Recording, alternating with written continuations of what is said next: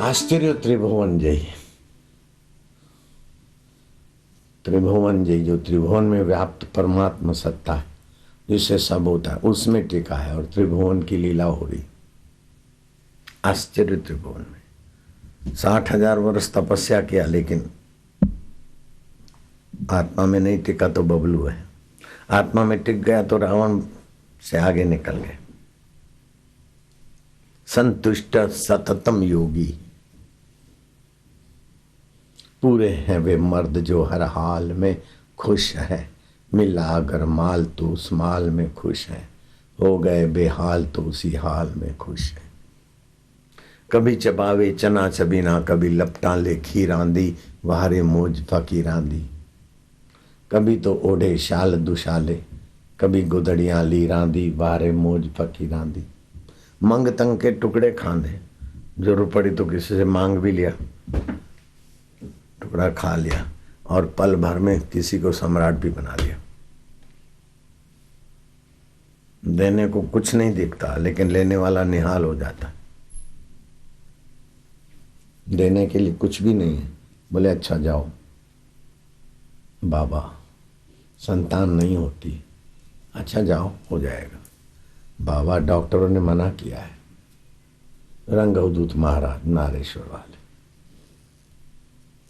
मैं उनसे मिलता जुलता था, बोले जाओ हो जाएगा। स्टेशन मास्टर ने देख लिया कि बाबा है, वही महाराज है, अकेले में बैठे, बाबा है, डॉक्टर मना करते, बोले जाओ। बोले बाबा हो जाएगा, बोले बोल दिया जा, लेकिन डॉक्टर मना करते, बोले साले कभी नहीं होगा। इधर कहाँ गया, इधर आप। ब्राह्मण के बच्चे, वो आधा मील दूर से कोई ब्राह्मण जा रहा था, दुर्वासा ने बुलाया है, मैं यहाँ बैठा हूँ और तू प्रणाम किए बिना चला गया। बोल कहाँ से आया, कहाँ गया था? बोले मैं तपस्या करने गया था, उपासना की बड़ी कठिनाई से देवी प्रकट हुई, वरम ब्रूयात, वरदान मांग लो। मैंने कहा मैया संतान नहीं है। बोले हो जाएगा। बोले देवी ने दिया, लेकिन मैं कैंसिल करता हूँ, जा साले नहीं होगा। दुर्वासा यहाँ बैठा है, हाजरा हजूर ब्रह्मा भगवान यहाँ बैठा है, और उसको देखा अनदेखा करके ब्राह्मण का बच्चा जा रहा है, जा नहीं होगा, नहीं होगा। दुर्वासा ऋषि का ऐसा खेल था, ऐसी लीला थी। है कोई हरि का प्यारा माई कप लाल, दुर्वासा को अपना मेहमान बना दे, जब आए जब चाहे तब आऊं, जब चाहे तब जाऊं, जो चाहे सो खाऊं, जैसा चाहूं तैसा करूं, जैसा दूं ऐसा जैसा लूं, कोई रोके टोके नहीं, और अपना मेहमान बनाए। अगर गड़बड़ हुई तो दुर्वासा हूं दुर्वासा। पृथ्वी के लोग तो वहां पुकार गए, स्वर्ग के देवता भी वहां पुकार गए। आखिर श्री कृष्ण के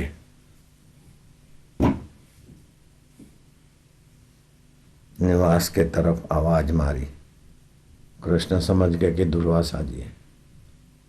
कृष्ण जानते थे कि इनकी शर्तें कबूल करेंगे, टेढ़ी टेढ़ी मेढ़ी शर्तें करेंगे, अब उसमें गड़बड़ हुई तो श्राप दे देंगे। कोई बात नहीं, चलो आओ आप मेरे मेहमान बनो, सुन ले। कृष्ण को बोलते हैं सुन ले। ऐसा नहीं है भगवान सुन लो, नहीं नहीं। अगस्त ऋषि को कृष्ण ने थोड़ा विश्व रूप दिखाया, तो अगस्त ने कहा ये क्या करते हो, मैं कोई अर्जुन हूं क्या, प्रभावित हो जाऊंगा, चलो मैं तुमको दिखाता हूं। कैसे कैसे संत है। अर्जुन प्रभावित हो गया, तुम्हारे भगत प्रभावित हो जाएंगे। विश्व रूप मैं तुमको दिखा देता हूं। ऐसे महापुरुषों को पहचानना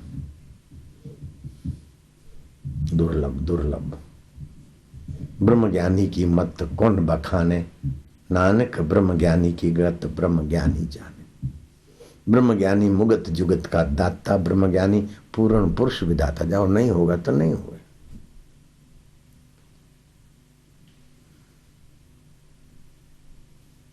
सारी जगहें खोज खोज के भटक के थक गए।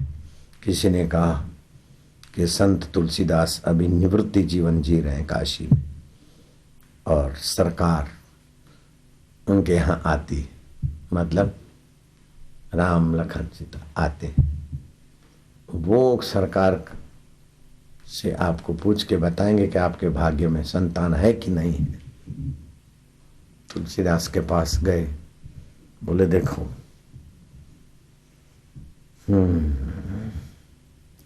पुण्य में का रात को तो ठाकुर जी आएंगे, आप पूनम के दूसरे दिन आ जाना, तो आपके भाग्य में संतान है कि नहीं है मैं बता दूंगा। दूसरे दिन पूर्णिमा का दूसरा दिन आया, 2 बैलगाड़ियां भर के गए, फल फ्रूट मिठाई के टोकरे, बड़े सेठ थे काशी के, संतान नहीं होती थी। तुलसीदास निवृत्ति काल जीते थे उस समय, और तुलसीदास का ऐसा कुछ है कि वो काशी विश्वनाथ मंदिर, अभी तो कब्जा थोड़ा मुसलमानों के हद में चला गया, लेकिन अभी भी काशी विश्वनाथ का जो नंदी है वो अपनी हद में है बाहर। वो नंदी शिव मंदिर में जाते ना, तो नंदी, तो औरंगजेब हिंदुओं की काटता था, जनोई उतरवाता था, ये करता, हिंदुओं के प्रति नफरत भरी हुई थी। तो तुलसीदास को देखा, बोले यहाँ क्यों बैठे हो, ये तुम्हारा भगवान है, तो ये तुम्हारा भगवान का बैल, ये बैल को घास चारा खिला के दिखाओ। तुलसीदास को चारा धर दिया, तुलसीदास ने संकल्प किया, लेखा बैल ने जीभ निकाली, इल्बिल्ला तो वाह, वो अभी भी नंदी पड़ा है मोटा मोटा। मैं भी काशी गया तो नंदी बताया लोगों ने, ये तुलसीदास वाला नंदी, बाद में दूसरा बनाया अलग से। नीम का पेड़ चल पड़े, ज्ञानेश्वर ने पाड़े को बोला तू वेद पाठ कर, पाड़ा वेदवाणी बोलने लगा। जब शिव जी का बैल घास खा लेता है तो बापू का बैल जोगी रे क्या जादू है, धुन मचा देता है वापस।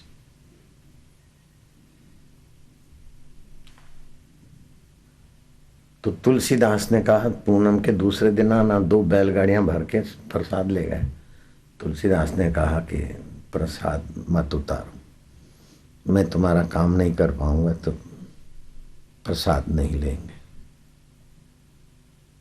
महाराज क्या बोले, सरकार ने कह दिया है कि आपके भाग्य में 10 जन्मों तक संतान नहीं है, फिर मैं प्रसाद लेके क्या करूंगा। 2 बैलगाड़ियां प्रसाद वापस ले जा रहे। पत्नी ने कहा आप संतों के लिए निकाली हुई चीज क्या करेंगे। रास्ते में चौराहे पे खड़े होकर बांटने लगे भर भर के।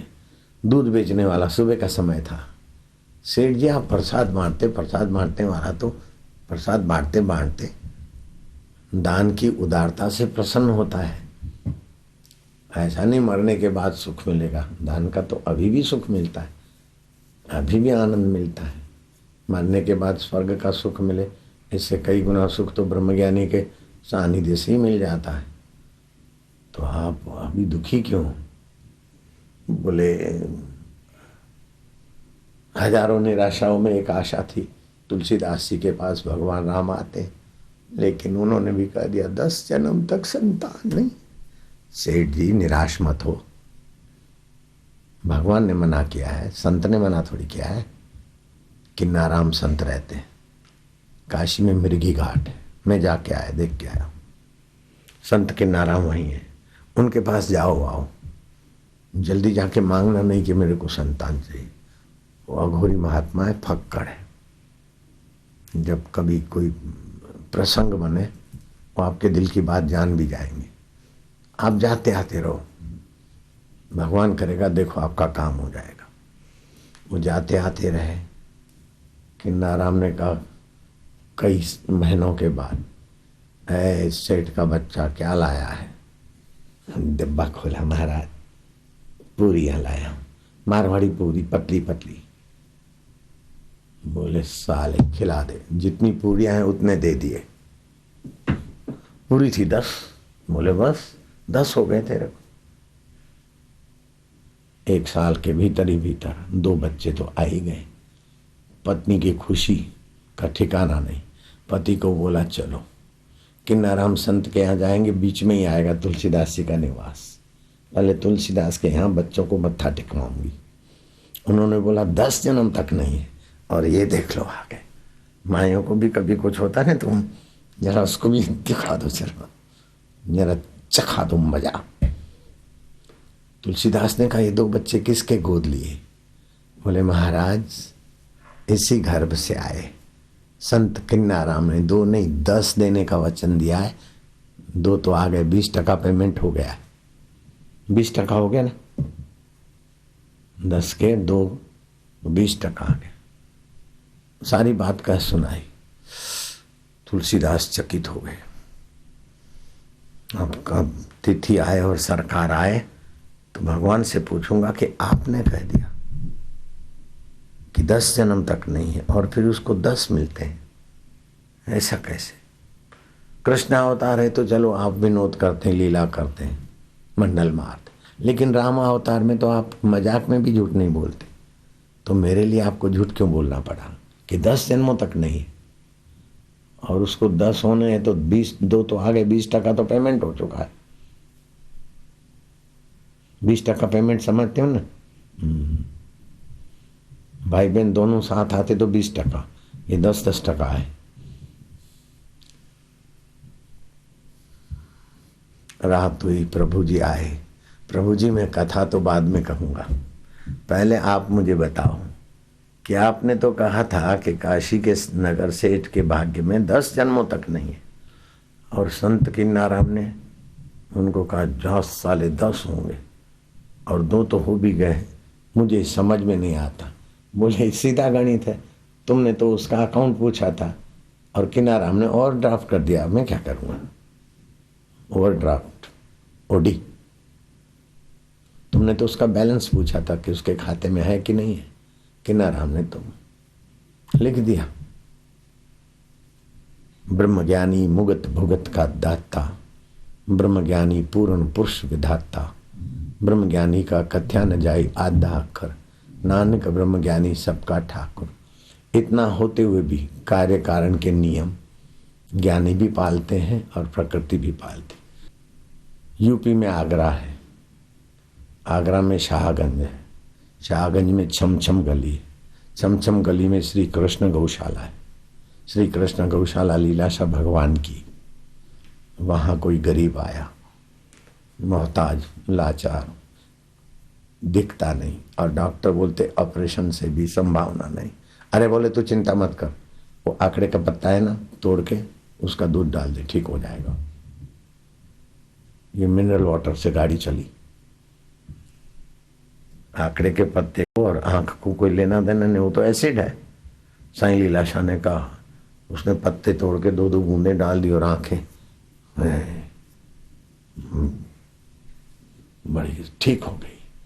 गया दुकान पर, मिठाई लिया, जय साईं लीलाशाह लो प्रसादी। बोले किस बात की? अरे यार आंखें खराब हो गई थी। डॉक्टरों ने जवाब दे दिया था, साईं लीलाशाह ने कहा आंकड़े के पत्ते का दूध डालो ठीक हो जाएगा। ठीक हो गया हूँ। बोले यार मेरी भी आंखें गड़बड़ है। बोले दवा तो सामने है।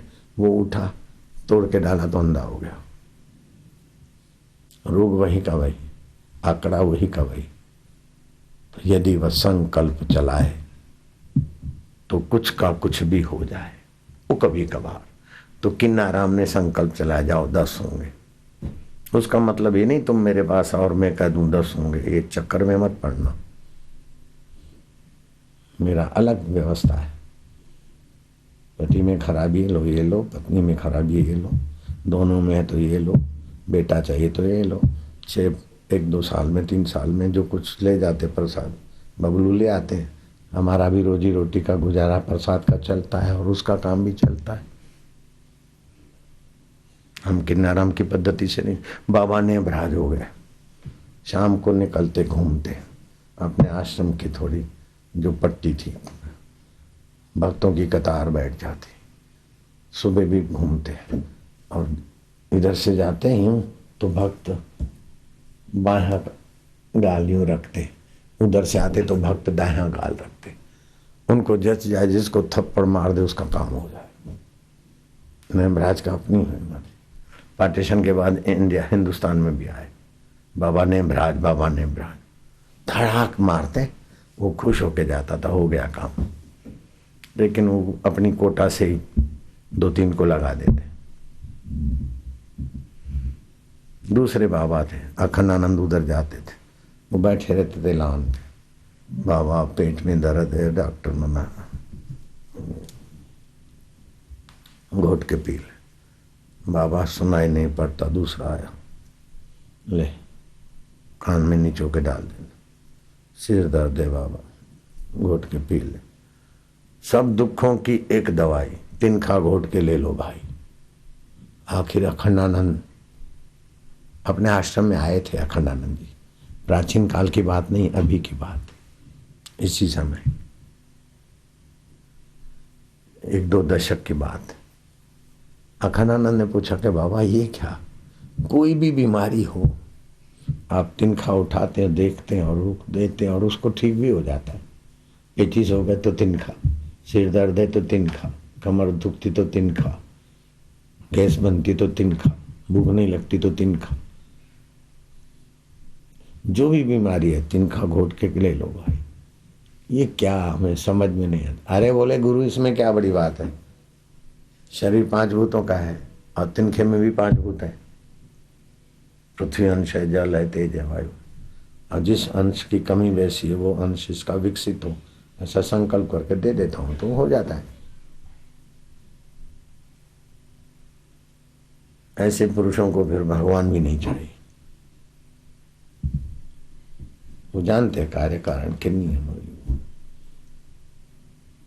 भगवान जिससे भगवान है वही उनका आत्मा है। तो ऐसे पुरुष भी होते हैं। भगवान जिससे भगवान है उसी में डटे, खाएंगे, लेंगे, देंगे, बोलेंगे, करेंगे, सब करेंगे, उनका कोई था नहीं। ब्रह्म ज्ञानी की मत कौन बखाने, ब्रह्म ज्ञानी की गत ब्रह्म ज्ञानी जाने। जेको जन्म मरण ते डरे, साध जना की शरणी पड़े। जेको अपना दुख मिटावे, साध जना की सेवा पावे। नानक सतगुरु भेटिया, मैल जन्म जन्म दे लथे। औखी घड़ी न देखण दे वही, सतगुरु अपना बिरद संभाले। औखी घड़ी आएगी लेकिन गुरु का शिष्य समझेगा कि औखी घड़ी बीत जाएगी, परीक्षा की अथवा प्रारब्ध की, चलो आगे बढ़ो। औखी घड़ी उसको दबा नहीं सकती। हमारे पास कैसी औखी घड़ियां आती, क्या क्या होता है, कुछ नहीं।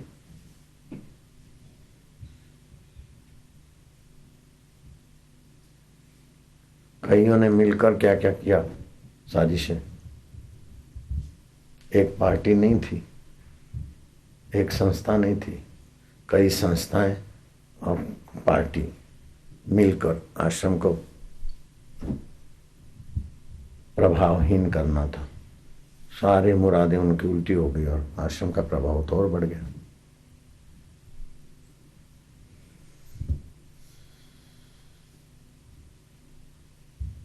ये वो स्थिति है, ब्राह्मणी स्थिति प्राप्त कर। ब्रह्मवेता को समझना, साक्षात्कारी पुरुष को समझना, तो अपनी बुद्धि से तोलना, बुद्धि चकरा जाएगी। वहां तो समर्पण। मतंग ऋषि को शबरी तोलने बैठती, फैल होके वापस हो जाती। बस लग गई तो लग गई। राम के लिए शबरी को जाना नहीं पड़ा, शबरी के लिए राम जी को आना पड़ा। इसको बोलते हैं गुरु कृपा ही केवलम शिष्यस्य परम मंगलम।